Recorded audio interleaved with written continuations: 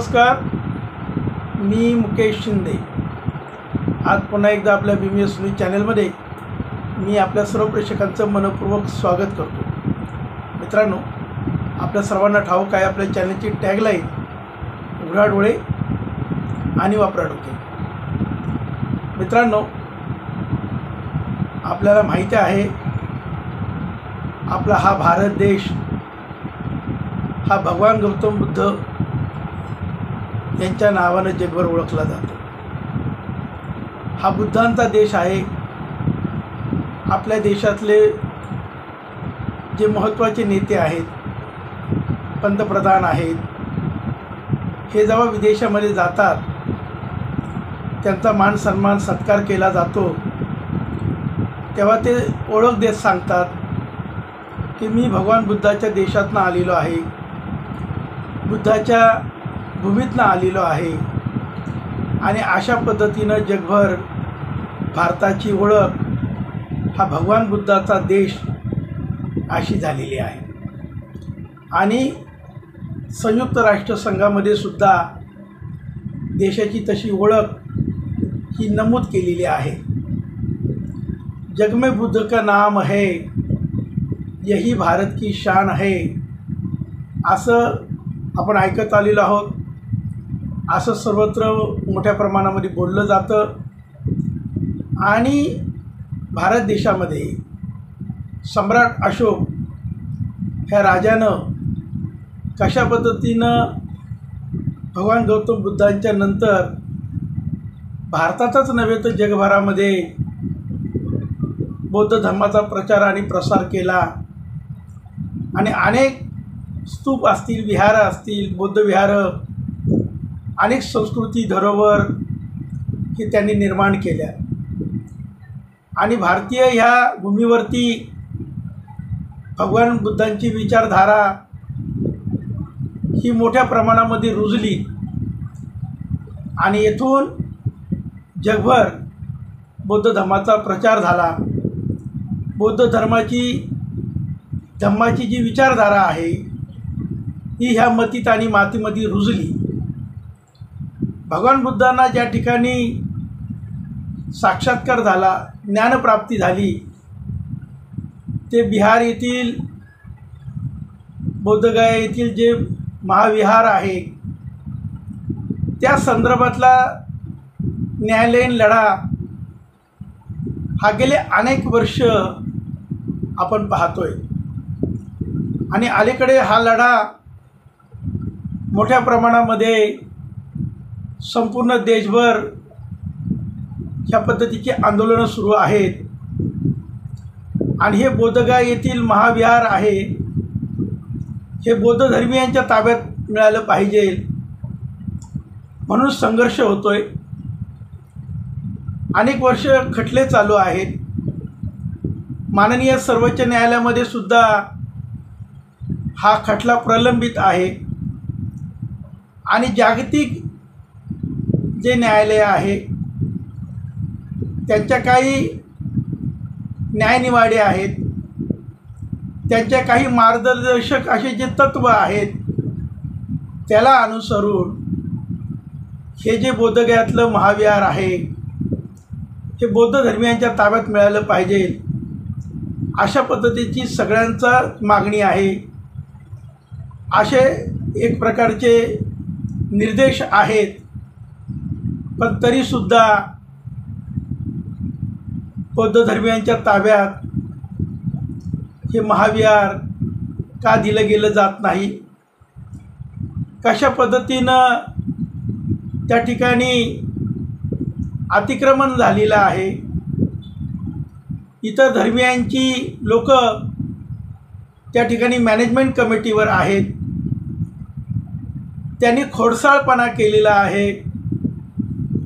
भगवान बुद्धांना विष्णूचा अवतार म्हटलं आहे, तिथे कर्मकांड चालतात, अंधश्रद्धा चालते। अशा पद्धतीचं दूषित वातावरण ह्या ठिकाणी झालेलं आहे। मित्रांनो, भगवान बुद्धांचा जो धम्म आहे, जो परमपूज्य महामानव डॉक्टर बाबासाहेब आंबेडकरांनी ह्या देशामध्ये रुजवलेला आहे, त्यामध्ये परोपकार आहे, शांतता आहे, संयम आहे आणि सर्वांवर प्राणीमात्रावर दया करणं, अशा पद्धतीचं अहिंसावादी हा धर्म आहे. आणि या उलट त्या ठिकाणी इतर धर्मीय जे लोक त्या ट्रस्टीवर आहेत, त्या मॅनेजमेंट कमिटीवर आहेत, त्यांनी खोडसाळपणा केलेला आहे, अतिक्रमण केलेलं आहे. त्या ठिकाणी त्यांनी ती धरोहर जी संस्कृती आहे तिला बळकावण्याचा प्रकार केलेला आहे. आणि जे भंते आहेत त्यांना त्या ठिकाणी न्याय नाकारला जातोय, सन्मान नाकारला जातोय, त्यांचे अधिकार नाकारले जात आहेत. आणि त्यांना न्याय देण्याच्या संदर्भामध्ये आता संपूर्ण देशभर मोठ्या प्रमाणामध्ये आंदोलनं सुरू आहेत. मग ह्या मोठ्या प्रमाणात होणाऱ्या आंदोलनाची दखल बिहार सरकार असेल, केंद्र सरकार असेल, हे का बरं घेत नाहीत? सुप्रीम कोर्टामध्ये गेले अनेक वर्ष हा प्रश्न प्रलंबित आहे, त्यावर निर्णय का होत नाही? आणि संयुक्त राष्ट्रसंघाचे जे काही मार्गदर्शक तत्त्व आहेत ती तत्त्व का पाळली जात नाहीत? जागतिक स्तरामधून बौद्ध राष्ट्राकडून जी काही आर्थिक मदत ह्या ठिकाणी मिळते त्या मदतीचं काय केलं जातं, त्याची व्यवस्था कशी होते? ह्या ठिकाणच्या बौद्ध धम्म संस्कृतीवर, धम्माच्या प्रगतीवर, त्याच्या कार्यपद्धतीवर हा पैसा खर्च केला जातोय का? कोण मध्ये हा पैसा गिळकूट करतंय? अनेक संभ्रम, अनेक प्रश्न, अनेक संशय ह्या आंदोलनाच्या रूपानं लोक व्यक्त करतायत. अनेक विधिज्ञ जे आहेत, इतिहासकार, संशोधक, अभ्यासक आहेत, ते ह्या ठिकाणी आपापली मतं सांगतात. कशा पद्धतीने सम्राट अशोकानं हे विहार निर्माण केलं, या ठिकाणी भगवान बुद्धांना ज्ञानप्राप्ती झाली. आणि या सर्व वस्तुस्थिती आणि सत्य असताना इतर धर्मीय कशा पद्धतीने तिथं अतिक्रमण करतायत, विद्रुपीकरण करतायत, खोडसाळपणा करतायत, त्यावर कारवाई का केली जात नाही? आणि आत्ताचं विद्यमान सरकार यावर निर्णय का देत नाही? कशा पद्धतीनं सर्वोच्च न्यायालयामध्ये हा विषय प्रलंबित आहे, त्याच्यावर निर्णय का होत नाही? आपण पाहतोय संपूर्ण देशभर अनेक राज्याच्या विधानसभेमध्ये सन्माननीय लोकप्रतिनिधी आमदार असतील, हे न्यायाची मागणी करतायत. संसदेमध्ये सुद्धा अनेक खासदार यांनी ही मागणी लावून धरलेली आहे. ते सरकारला विनंती करतायत की महाबोधी विहार जे आहे बोधगया येथील, हे बौद्ध धर्मीयांच्या ताब्यामध्ये द्या. जगामध्ये कुठेही असं नाही आहे, प्रत्येकाचं प्रार्थनास्थळ, धर्मस्थळ असेल हे त्या त्या धर्मीयांच्या ताब्यात आहे. परंतु जगात में एकमेव हे असं उदाहरण आहे की ज्या धर्मीयांचं हे प्रार्थनास्थळ आहे त्यांच्या ते ताब्यात नाही, त्यांच्यावर त्यांचं संचलन नाही आणि त्याची व्यवस्था हे कोणी दुसरं पाहत आहे. ही अत्यंत चुकीची बाब आहे. आणि आता जगातील सर्व बौद्ध राष्ट्रांना हे कळून चुकलेलं आहे. ते सुद्धा मागणी करतायत की या ठिकाणी खोडसाळपणा चाललेला आहे, खोटारडेपणा चाललेला आहे. आणि ही भगवान बुद्धाची भूमी आहे. सम्राट अशोकाने निर्माण केलेलं हे महाबोधी विहार आहे, हे भारतीय बौद्धांच्या ताब्यात गेलं पाहिजे. त्यावर त्यांचा अंकुश असला पाहिजे, त्यांची व्यवस्था असली पाहिजे, त्यांचं महाव्यवस्थापन असलं पाहिजे. आणि अशा पद्धतीचं जे आंदोलन पूर्ण देशभर चालू आहे, हे आंदोलन आता जगभर पोहोचतंय। संपूर्ण बौद्ध राष्ट्रामधून सुद्धा अशाच पद्धतीची मागणी पुढे येत आहे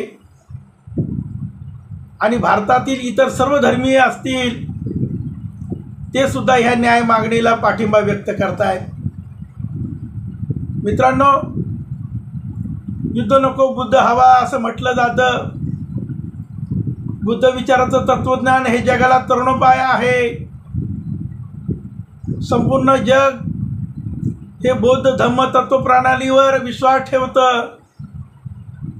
जे कोणी बौद्ध तत्वप्रणालीवर विचारधारेवर विश्वास ठेवतं त्या सर्व राष्ट्रांची प्रगती झालेला आपल्याला पाहायला मिळतंय।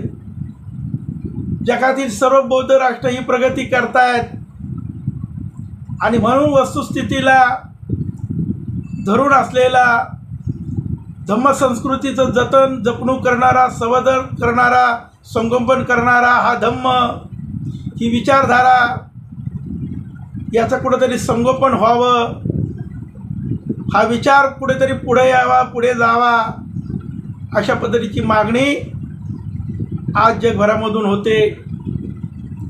देशाच्या संसदेपासून ते स्थानिक स्तरावर सुद्धा अशाच पद्धतीची न्याय मागणी करणारे आंदोलनं होत आहेत। समस्त जगभरातील बौद्ध धर्मियांच्या वतीनं केंद्र सरकारला हे विनंती आहे, आव्हान आहे, माननीय सर्वोच्च न्यायालयामध्ये अशा पद्धतीचं न्यायनिवाडा अपेक्षित आहे। लवकरच भगवान बुद्धाची ही भूमी ही खऱ्या अर्थानं बौद्ध धर्मियांच्या ताब्यात गेली पाहिजे।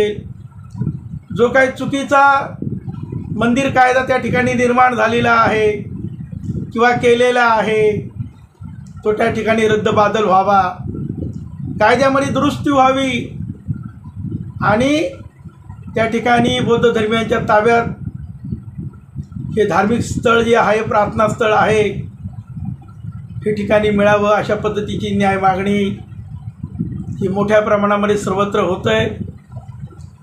भारतीय संविधानाचे शिल्पकार परमपूज्य महामानव डॉक्टर बाबासाहेब आंबेडकरांनी सुद्धा 1956 साली बौद्ध धर्माचा स्वीकार केला